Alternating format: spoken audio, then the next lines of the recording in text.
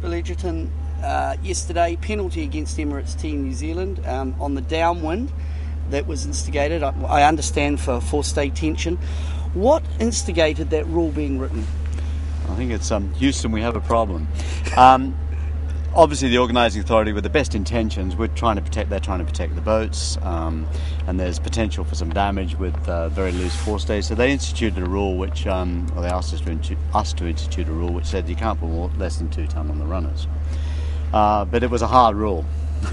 And then after consultation with the sailors this morning again, and this is a sailors' event, and we're out there to try and give us fair racing, and the organising authority decided that basically this was an unworkable rule, and the sailors pointed this out to them and they agree.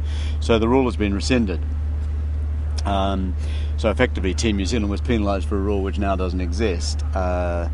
So on that basis, after we had a hearing about it last night, we couldn't find redress because of the way the rules are written. What the umpires do is not redressable.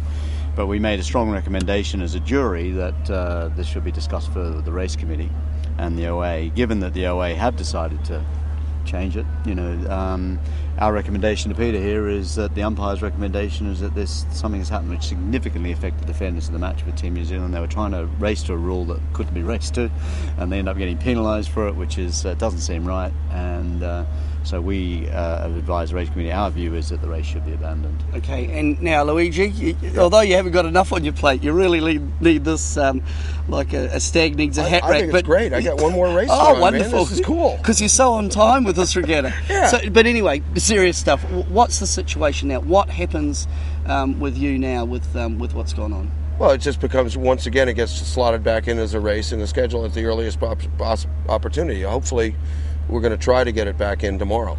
We can't today because the schedule for today is set, and we'll dig into that as far as we possibly can with the weather we've got today. So we'll see what happens, but it most likely will be scheduled to be resailed tomorrow.